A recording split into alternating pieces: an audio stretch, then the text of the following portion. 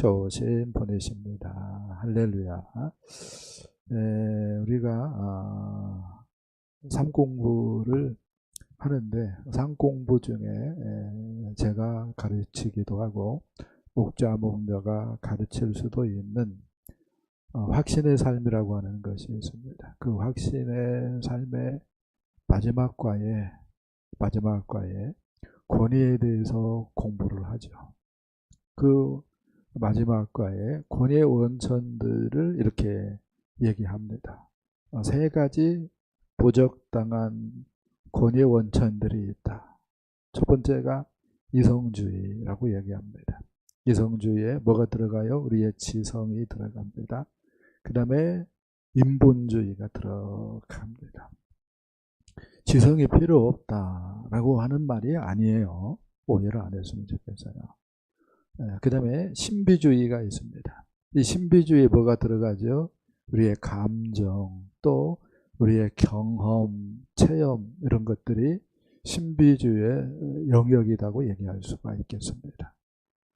그 다음에 세 번째 형식주의가 있어요. 형식주의에 우리의 문화도 있고 무엇도 있어요? 전통도 있습니다.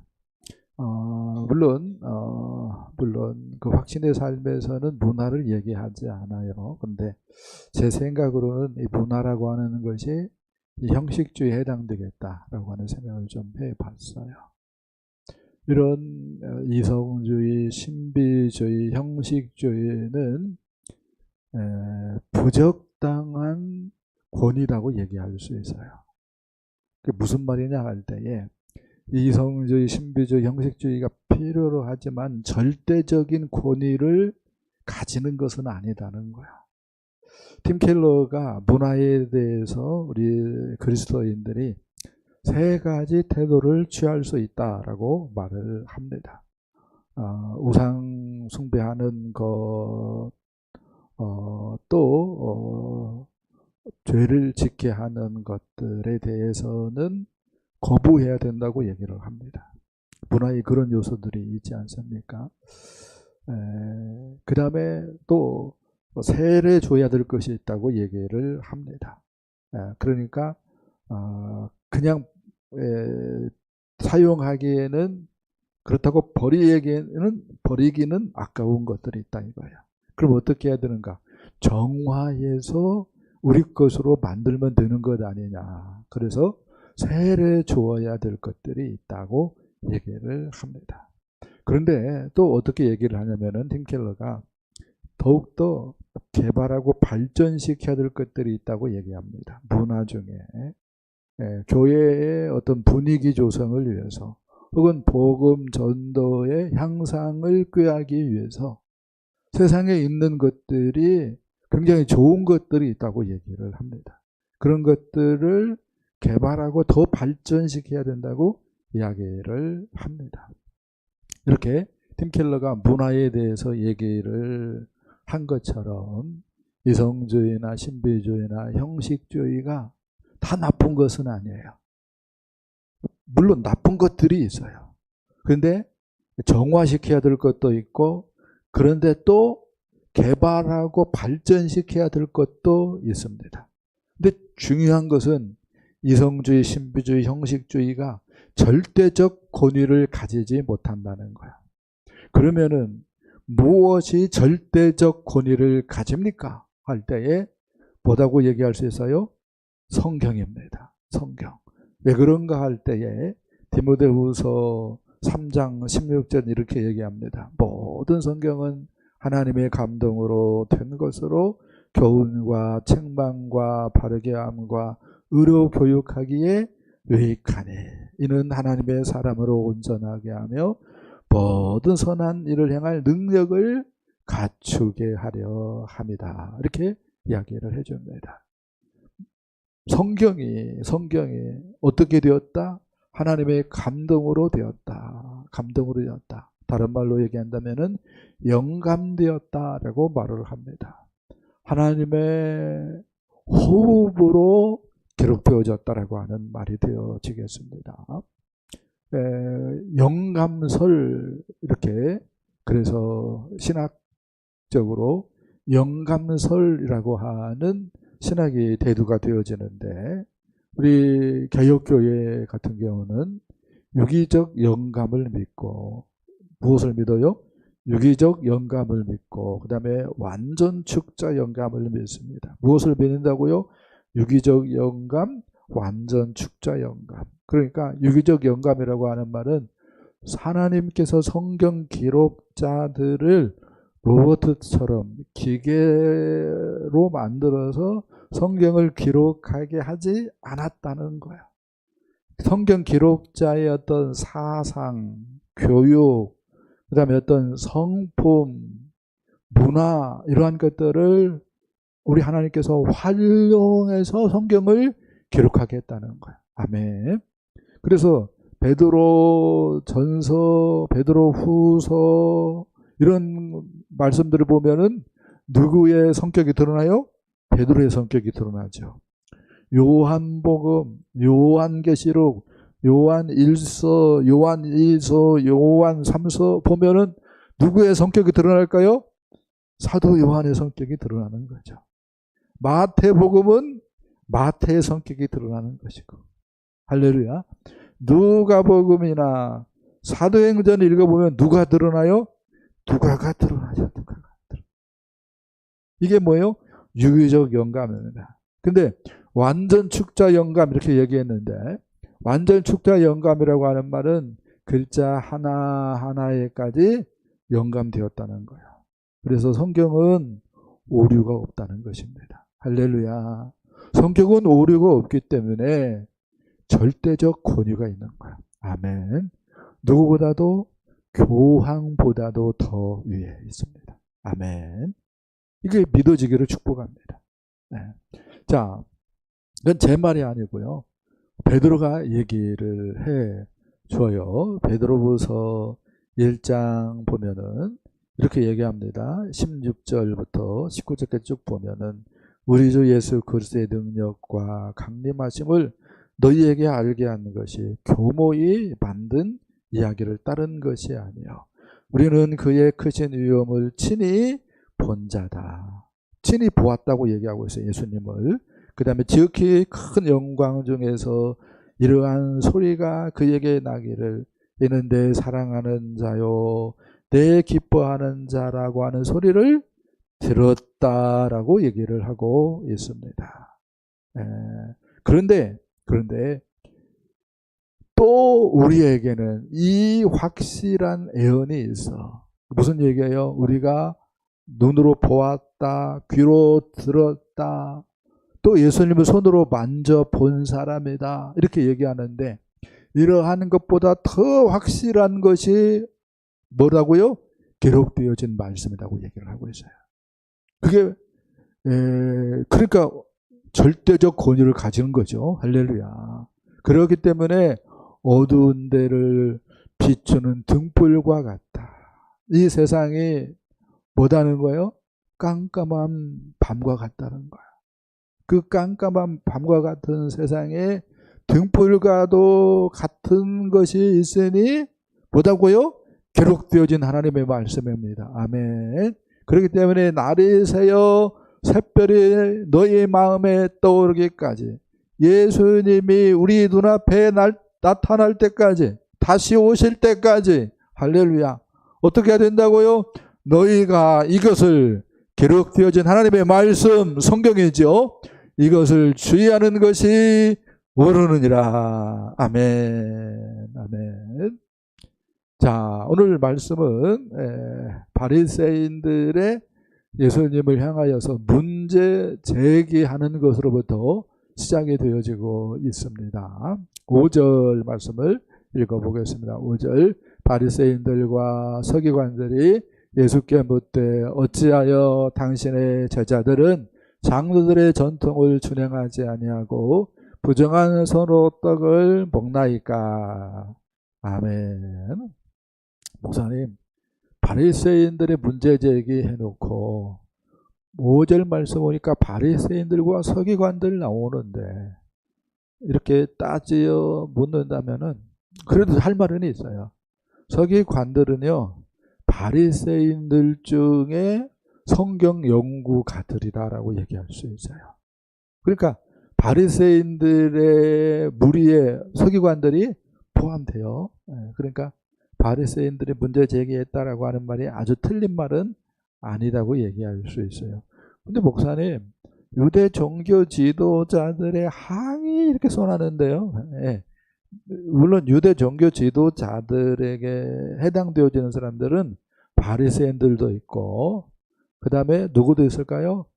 제사장도 있습니다. 제사장들은 바리새인인 경우가 굉장히 많죠. 서기관들도 바리새인에 포함되어지죠. 그러니까 유대 종교자들이다 이렇게 얘기할 수도 있는 거예요. 그들이 항의를 했어요. 예수님께. 뭐라고 항의를 했을까요? 당신의 제자들이 장로들의 전통을 준행하지 않습니다.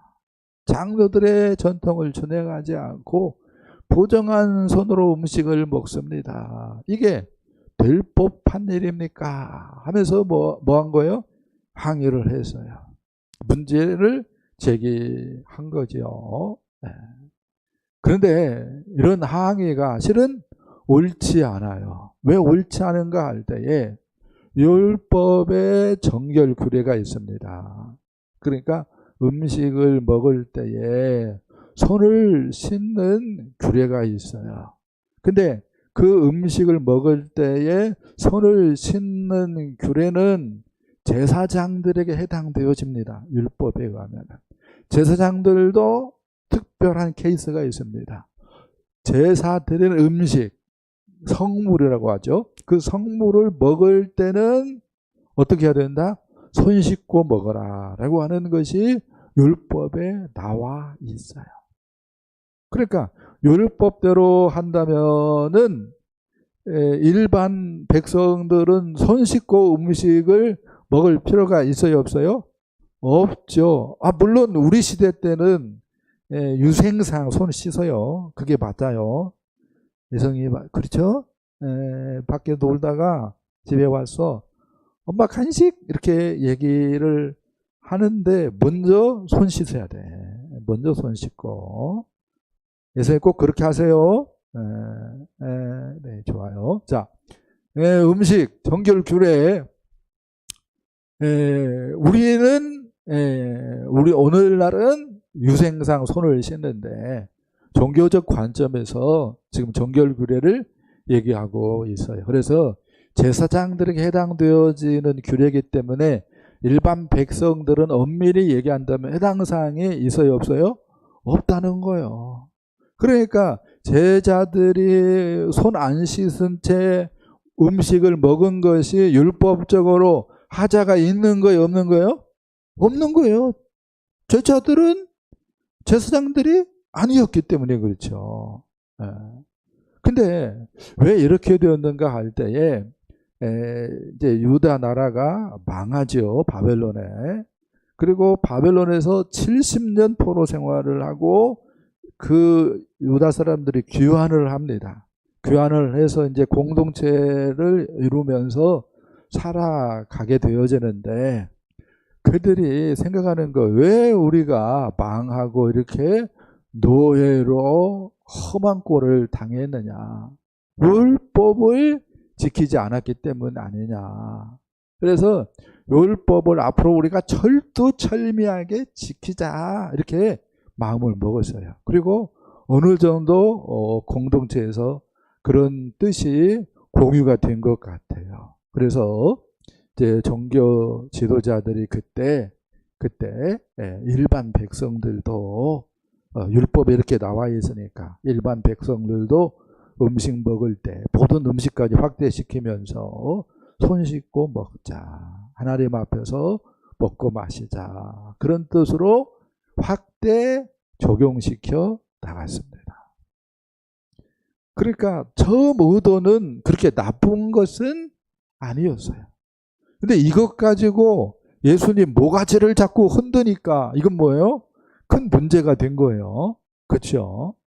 근데요, 더 기가 막힌 것은 안식일 규례까지 확대 적용을 했어요.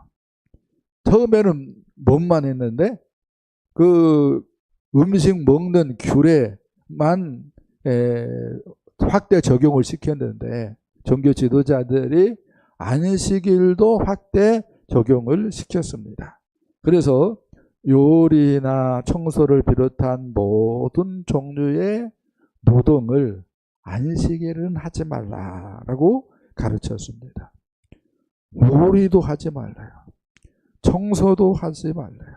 아무튼 모든 일이라고 하는 것을 하면 안 된다.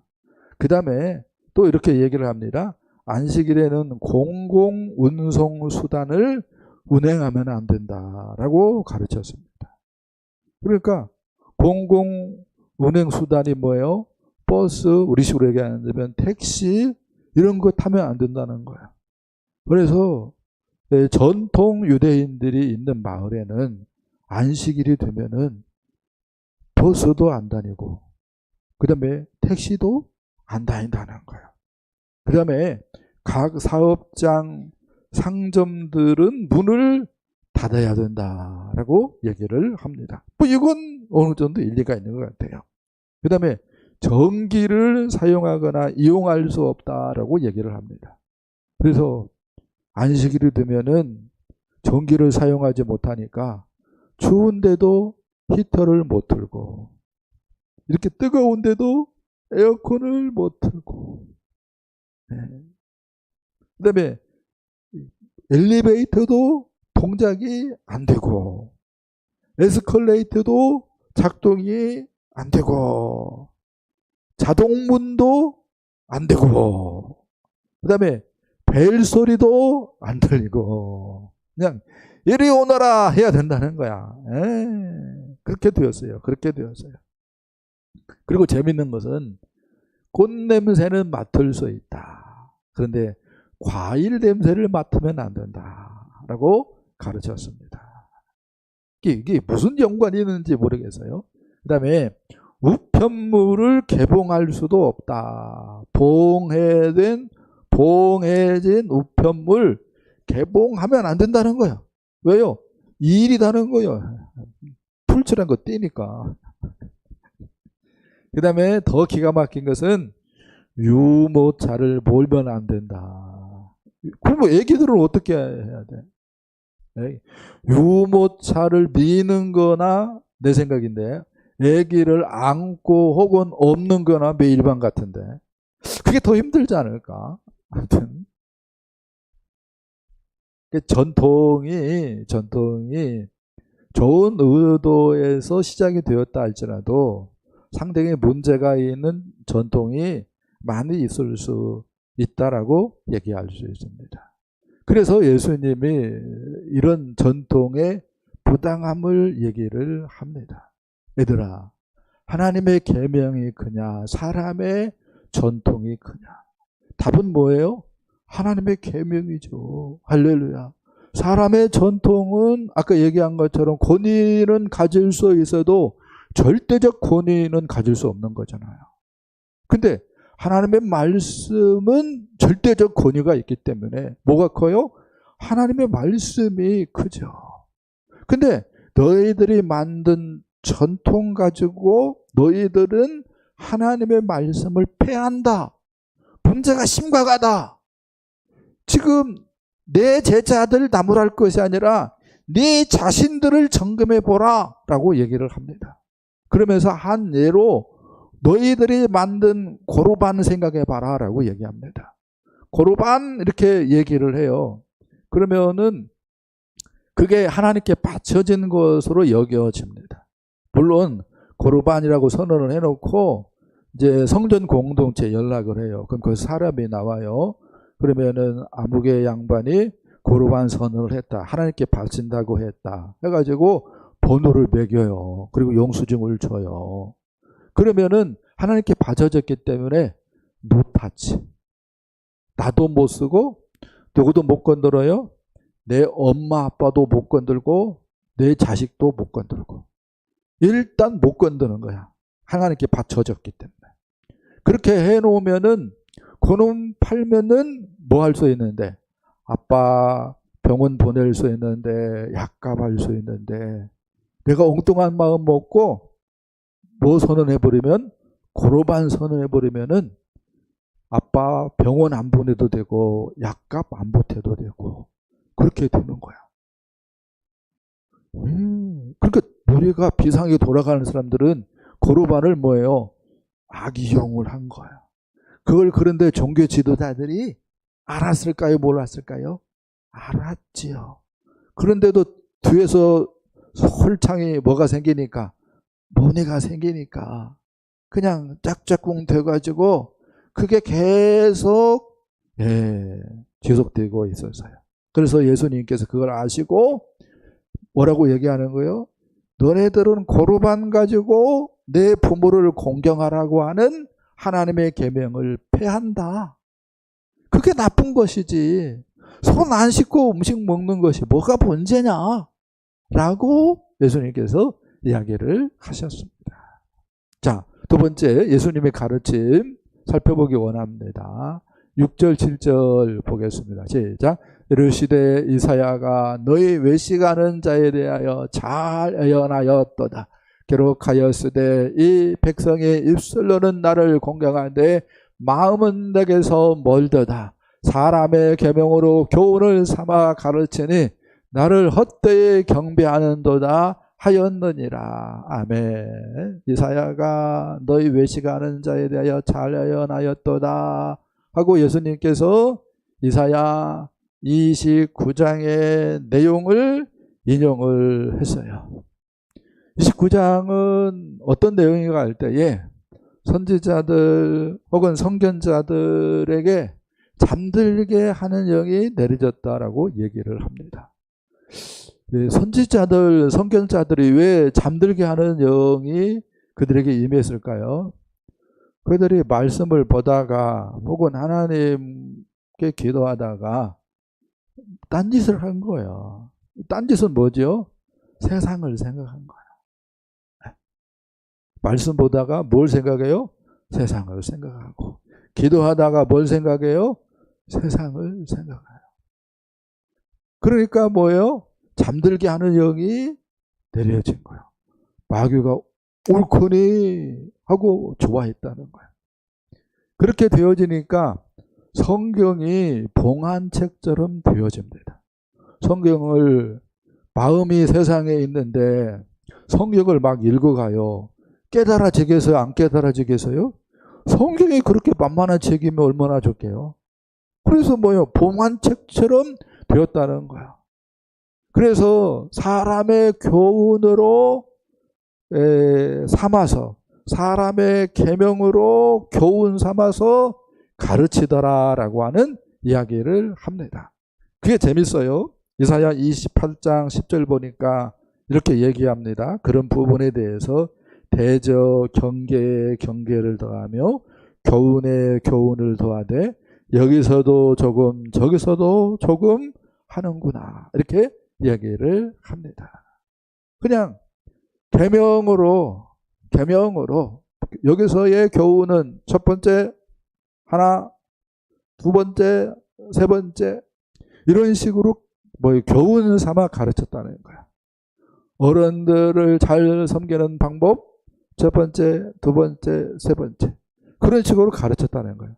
계명으로 교훈 삼아 가르쳤다는 거예요.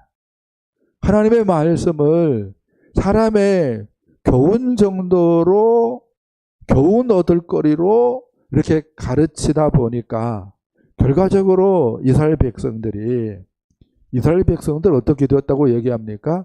하나님을 헛되이 경배합니다. 하나님을 섬긴다고 섬기는데 이건 뭐예요?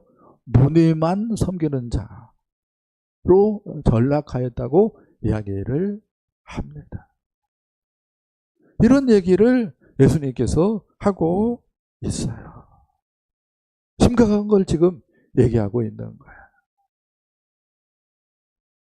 그래서 이렇게 얘기할 수가 있습니다. 이런 문제가 있기 때문에 저 같은 경우는 말씀을 지금 마가복음 우리가 지금 주일 낮 예배 때 듣고 있는데 마가복음을 시작했으면은 1장 1절부터 16장 끝까지 밀고 나가는 거예요. 여기서도 조금 저기서도 조금 해가지고 어떤 교훈을 만들어 내려고 하는 노력을 저는 안 하고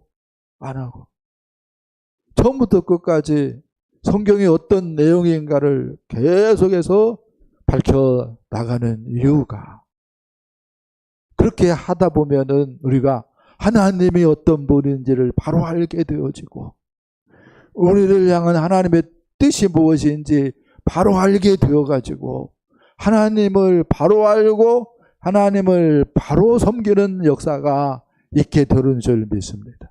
그거 하나 바라보고 한우물 파는 거야. 자, 그 다음에 세 번째 말씀 보겠습니다. 세 번째 말씀.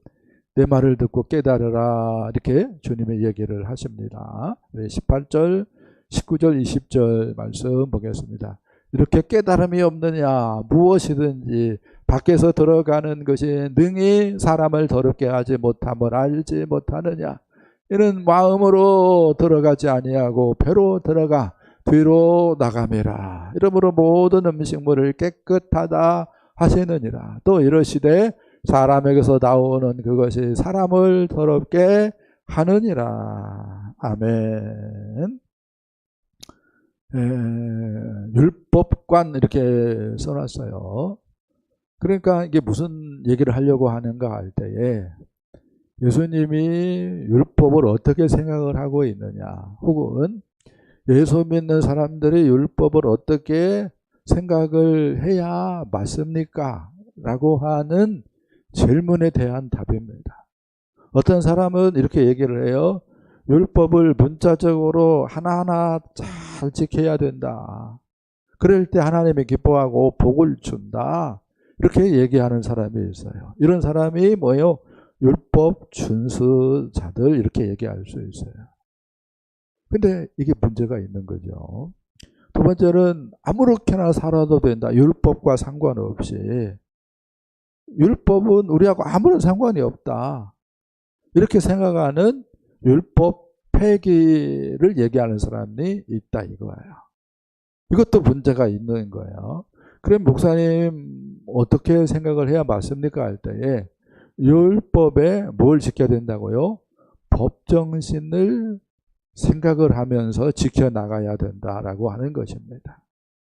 율법의 법정신. 예수님께서 이렇게 얘기했죠. 내가 율법을 폐하러 온 줄 아느냐?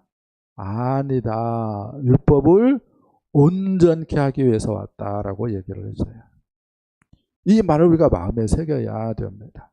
그래서 예수 믿는 우리들은 율법의 법정신을 생각할 수 있어야 돼요. 법정신을. 그래서 하나님의 기쁨이 되어야 되는 줄 믿습니다. 자, 그 다음에 인간관 이렇게 써놨어요. 인간을 어떻게 생각하느냐 이거예요. 유대 종교 지도자들은 인간을 어떻게 생각을 해서요? 잘 교육받으면 나아질 수 있는 존재로 생각을 했어요.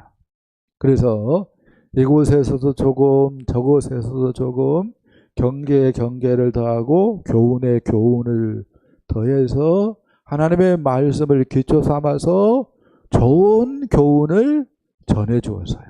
그들이 자기의 할 일이라고 생각을 했어요. 그게 뭐예요? 그들이 가진 인간관이에요. 근데 예수님은 뭐라고 얘기를 합니까? 교육받아야 될 존재가 아니라 거듭나야 하는 존재라고 이야기를 해요. 그러니까 인간은 한마디로 죄인이라는 거야. 예수님께서 요한복음 3장에서 니고데모에게 이렇게 얘기를 합니다. 진실로 진실로 내게 이르노니 사람이 물과 성령으로 나지 아니하면 하나님 나라에 들어갈 수 없느니라. 육으로 난 것은 육이요 영으로 난 것은 영이니 내가 내게 거듭나야겠다 하는 말을 놀랍게 여기지 말라라고 예수님께서 얘기를 합니다. 누구에게? 니고데모에게. 니고데모는 누구죠? 랍비였습니다. 랍비예요서 랍비야. 랍비에게도 교육받아야 된다. 내 가르침을 잘 받아들여. 이렇게 얘기한 것이 아니라 거듭나야 된다고 얘기를 해요. 거듭나야 된다고 이야기를 합니다. 사도 바울도 비슷한 고백을 하죠. 로마서 7장에서 내가 한 법을 깨달았노니 곧 선을 행하기 원하는 나에게 악이 함께 있는 것이로다. 내 속사람으로는 하나님의 법을 절거하되 내 지체 속에서 한 다른 법이 내 마음의 법과 싸워 내 지체 속에 있는 죄의 법으로 나를 사로잡는 것을 보는도다. 오호라 나는 공고한 사람이로다. 이 사망의 몸에서 누가 나를 건져내랴. 내 자신이 마음으로는 하나님의 법을 육신으로는 죄의 법을 섬기노라. 이렇게 얘기를 합니다. 그래서 예수님께서 거듭날 수 있도록 하기 위해서 험한 십자가에서 물과 피를 다 흘리면서 우리의 죄를 대속해 주신 줄 믿습니다. 그리고 부활하시고 승천하셔서 하늘 보좌에 오르신 다음에 예수 믿는 우리들에게 성령을 부어주신 줄 믿습니다. 아멘. 왜요? 거듭나야 되는 존재가 우리 인간이기 때문에 그렇습니다. 그래서 예수 믿고 성령 충만 받으면 옛 속성을 극복하게 되어지고 새 속성의 삶을 살아가게 되는 줄 믿습니다. 아멘. 그렇게 하기 위해서 예수님께서 십자가 지시고 부활하신 것입니다. 이런 관계로 하나님은 독생자 예수 그리스도를 보내주신 것이고 예수님은 대속의 죽음을 당하시고 부활하셨습니다. 복음을 들은 사람의 문제는 결단입니다. 이제 복음을 들었어요. 그러면 머리로 알면은 안 되는 거야. 뭐 해야 된다고요? 결단해야 돼, 결단. 예수님을 내가 주님으로 믿을 것인가? 왕으로 믿을 것인가? 하나님 나라의 최고 통치권자로 정말 받아들일 것인가? 그렇게 되면은 나는 어떻게 되죠? 십자가에 못 박혀 죽는 것입니다. 나는 이제 어떻게 사는 거예요? 예수 부활 생명으로 살아가는 사람이 되는 것입니다. 나는 없지만 중요한 건 뭐예요? 하나님 나라를 얻는 거예요. 할렐루야. 그렇게 살 것인가? 아니면 그냥 나로 살 것인가? 생각을 해봐야 돼요. 근데 중요한 것은 뭐야 돼요? 결단을 해야 되는 것이죠. 어떤 결단? 영생을 얻는 결단이죠. 하나님 나라를 얻는 결단이죠. 그 결단을 할 수 있기를 축복합니다. 그러면은 정말로 예수님께서 대속의 죽음을 당하셨기 때문에 정말로 예수 믿는 자에게 성령을 주님이 부어주시기 때문에 우리는 변하여 새 사람이 되는 줄 믿습니다. 이것밖에 구원 얻는 방법이 없는 거예요. 근데 중요한 것은 뭐예요? 말씀을 들은 것으로 끝나면 안 되고 뭐 해야 돼요? 결단해야 돼요. 결단. 정말로 예수를 주님으로 믿기로 결단해야 됩니다. 정말로 예수님을 하나님으로 믿기로 결단해야 됩니다. 정말로 예수님을 정말로 하나님 나라의 최고 통치권자 왕으로 믿기로 결단해야 되는 줄 믿습니다. 그렇지 않으면은요 생각만 하다가 어떻게 되는 거예요? 지옥문에 가 있는 거예요. 그게 뭐예요?